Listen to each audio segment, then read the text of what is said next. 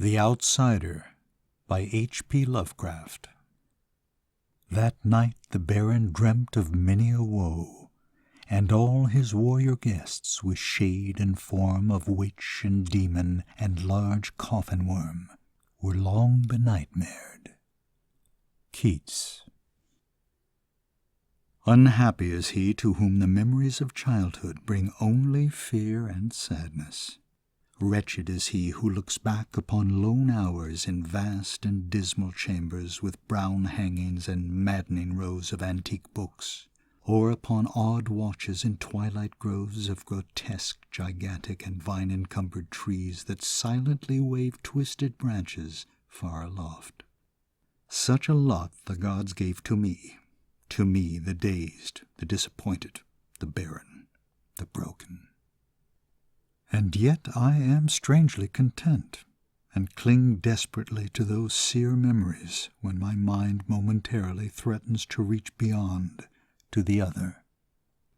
I know not where I was born, save that the castle was infinitely old and infinitely horrible, full of dark passages and having high ceilings where the eye could find only cobwebs and shadows. The stones in the crumbling corridors seemed always hideously damp, and there was an accursed smell everywhere, as of the piled-up corpses of dead generations. It was never light, so that I used sometimes to light candles and gaze steadily at them for relief, nor was there any sun outdoors, since the terrible trees grew high above the topmost accessible tower. There was one black tower which reached above the trees into the unknown outer sky, but that was partly ruined and could not be ascended save by a well-nigh impossible climb up the sheer wall, stone by stone. I must have lived years in this place, but I cannot measure the time. Beings must have cared for my needs, yet I cannot recall any person except myself, or anything alive but the noiseless rats and bats and spiders. I think that whoever nursed me must have been shockingly aged, since my first conception of a living person was that of something mockingly like myself, yet distorted, shriveled, and decaying like the castle. To me there was nothing grotesque in the bones and skeletons that strewed some of the stone crypts deep down among the foundations. I fantastically associated these things with everyday events, and thought them more natural than the colored pictures of living beings which I found in many of the moldy books. From such books I learned all that I know. No teacher urged or guided me, and I do not recall hearing any human voice in all those years, not even my own. For although I had read of speech, I had never thought to try to speak aloud. My aspect was a matter equally unthought of, for there were no mirrors in the castle, and I merely regarded myself by instinct as akin to the youthful figures I saw drawn and painted in the books.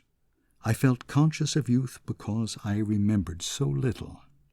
Outside, across the putrid moat and under the dark mute trees, I would often lie and dream for hours about what I read in the books, and would longingly picture myself amidst gay crowds in the sunny world beyond the endless forest. Once I tried to escape from the forest, but as I went farther from the castle the shade grew denser and the air more filled with brooding fear, so that I ran frantically back lest I lose my way in a labyrinth of nighted silence. So through endless twilights I dreamed and waited, though I knew not what I waited for. Then in the shadowy solitude my longing for light grew so frantic that I could rest no more, and I lifted entreating hands to the single black-ruined tower that reached above the forest into the unknown outer sky. And at last I resolved to scale that tower, fall though I might, since it were better to glimpse the sky and perish than to live without ever beholding day. In the dank twilight I climbed the worn and aged stone stairs till I reached the level where they ceased, and thereafter clung perilously to small footholds leading upward. Ghastly and terrible was that dead, stairless cylinder of rock, black, ruined and deserted, and sinister with startled bats whose wings made no noise. But more ghastly and terrible still was the slowness of my progress, For climb as I might, the darkness overhead grew no thinner, and a new chill as of haunted and venerable mold assailed me. I shivered as I wondered why I did not reach the light, and would have looked down had I dared. I fancied that night had come suddenly upon me, and vainly groped with one free hand for a window embrasure that I might peer out and above and try to judge the height I had attained. All at once, after an infinity of awesome, sightless crawling up that concave and desperate precipice, I felt my head touch a solid thing, and I knew I must have gained the roof, or at least some kind of floor. In the darkness I raised my free hand and tested the barrier, finding it stone and immovable. Then came a deadly circuit of the tower, clinging to whatever holes the slimy wall could give, till finally my testing hand found the barrier yielding, and I turned upward again, pushing the slab or door with my head as I used both hands in my fearful ascent. There was no light revealed above, and as my hands went higher, I knew that my climb was for the nonce ended, since the slab was the trap-door of an aperture leading to a level stone surface of greater circumference than the lower tower, no doubt the floor of some lofty and capacious observation chamber. I crawled through carefully and tried to prevent the heavy slab from falling back into place, but failed in the latter attempt. As I lay exhausted on the stone floor, I heard the eerie echoes of its fall, but hoped when necessary to pry it open again. Believing I was now at a prodigious height, far above the accursed branches of the wood, I dragged myself up from the floor and fumbled about for windows, that I might look for the first time upon the sky and the moon and stars of which I had read.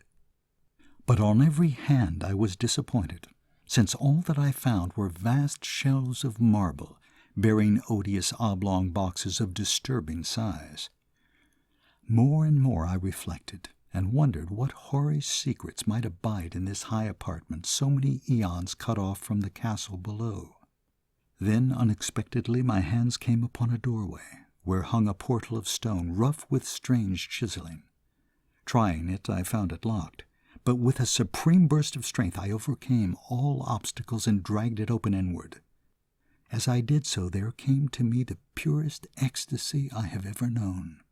For shining tranquilly through an ornate grating of iron, and down a short stone passageway of steps that ascended from the newly found doorway, was the radiant full moon, which I had never before seen save in dreams and in vague visions I dared not call memories. Fancying now that I had attained the very pinnacle of the castle, I commenced to rush up the few steps beyond the door, but the sudden veiling of the moon by a cloud caused me to stumble, and I felt my way more slowly in the dark. It was still very dark when I reached the grating, which I tried carefully and found unlocked, but which I did not open for fear of falling from the amazing height to which I had climbed. Then the moon came out. Most demoniacal of all shocks is that of the abysmally unexpected and grotesquely unbelievable. Nothing I had before undergone could compare in terror with what I now saw, with the bizarre marvels that sight implied. The sight itself was as simple as it was stupefying, for it was merely this. Instead of a dizzying prospect of tree-tops seen from a lofty eminence, there stretched around me on a level through the grating nothing less than the solid ground, decked and diversified by marble slabs and columns, and overshadowed by an ancient stone church, whose ruined spire gleamed spectrally in the moonlight. Half unconscious, I opened the grating and staggered out upon the white gravel path that stretched away in two directions. My mind, stunned and chaotic as it was, still held the frantic craving for light, and not even the fantastic wonder which had happened could stay my course. I neither knew nor cared whether my experience was insanity, dreaming, or magic, but was determined to gaze on brilliance and gaiety at any cost. I knew not who I was, or what my surroundings might be, though as I continued to stumble along I became conscious of a kind of fearsome latent memory that made my progress not wholly fortuitous. I passed under an arch out of that region of slabs and columns, and wandered through the open country, sometimes following the visible road, but sometimes leaving it curiously to tread across meadows where only occasional ruins bespoke the ancient presence of a forgotten road. Once I swam across a swift river where crumbling mossy masonry told of a bridge long vanished. Over 2 hours must have passed before I reached what seemed to be my goal, a venerable ivied castle in a thickly wooded park, maddeningly familiar, yet full of perplexing strangeness to me. I saw that the moat was filled in, and that some of the well-known towers were demolished, whilst new wings existed to confuse the beholder.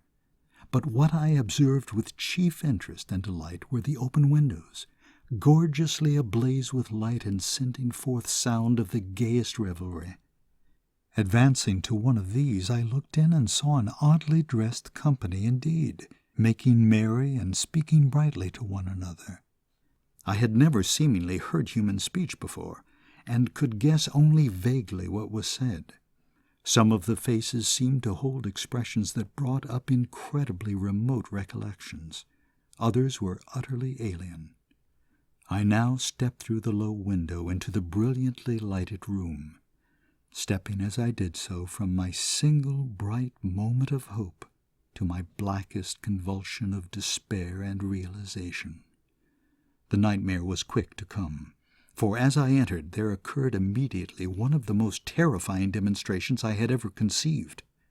Scarcely had I crossed the sill when there descended upon the whole company a sudden and unheralded fear of hideous intensity, distorting every face and evoking the most horrible screams from nearly every throat. Flight was universal, and in the clamor and panic several fell in a swoon and were dragged away by their madly fleeing companions. Many covered their eyes with their hands and plunged blindly and awkwardly in their race to escape, overturning furniture and stumbling against the walls before they managed to reach one of the many doors. The cries were shocking, and as I stood in the brilliant apartment alone and dazed, listening to their vanishing echoes, I trembled at the thought of what might be lurking near me unseen. At a casual inspection the room seemed deserted, but when I moved toward one of the alcoves, I thought I detected a presence there, a hint of motion beyond the golden arched doorway leading to another and somewhat similar room. As I approached the arch, I began to perceive the presence more clearly, and then, with the first and last sound I ever uttered, a ghastly ululation that revolted me almost as poignantly as its noxious cause, I beheld in full, frightful vividness the inconceivable, indescribable, and unmentionable monstrosity which had by its simple appearance changed a merry company to a herd of delirious fugitives. I cannot even hint what it was like, for it was a compound of all that is unclean, uncanny, unwelcome, abnormal, and detestable. It was the ghoulish shade of decay, antiquity, and desolation, the putrid dripping eidolon of unwholesome revelation, the awful bearing of that which the merciful earth should always hide. God knows it was not of this world, or no longer of this world, yet to my horror I saw in its eaten-away and bone-revealing outlines a leering, abhorrent travesty on the human shape, and in its mouldy, disintegrating apparel an unspeakable quality that chilled me even more. I was almost paralyzed, but not too much so to make a feeble effort toward flight, a backward stumble which failed to break the spell in which the nameless, voiceless monster held me. My eyes, bewitched by the glassy orbs which stared loathsomely into them, refused to close, though they were mercifully blurred, and showed the terrible object but indistinctly after the first shock. I tried to raise my hand to shut out the sight, yet so stunned were my nerves that my arm could not fully obey my will. The attempt, however, was enough to disturb my balance, so that I had to stagger forward several steps to avoid falling. As I did so, I became suddenly and agonizingly aware of the nearness of the carrion thing, whose hideous hollow breathing I half fancied I could hear. Nearly mad, I found myself yet able to throw out a hand to ward off the fetid apparition which pressed so close, when in one cataclysmic second of cosmic nightmarishness and hellish accident, my fingers touched the rotting, outstretched paw of the monster beneath the golden arch. I did not shriek, but all the fiendish ghouls that ride the night wind shrieked for me as in that same second there crashed down upon my mind a single and fleeting avalanche of soul-annihilating memory. I knew in that second all that had been. I remembered beyond the frightful castle and the trees, and recognized the altered edifice in which I now stood.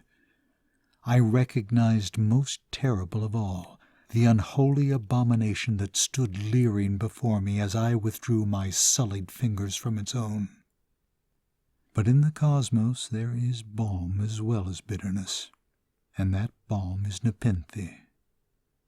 In the supreme horror of that second, I forgot what had horrified me, and the burst of black memory vanished in a chaos of echoing images.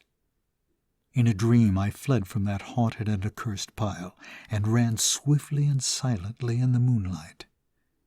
When I returned to the churchyard place of marble, and went down the steps, I found the stone trapdoor immovable. But I was not sorry, for I had hated the antique castle and the trees.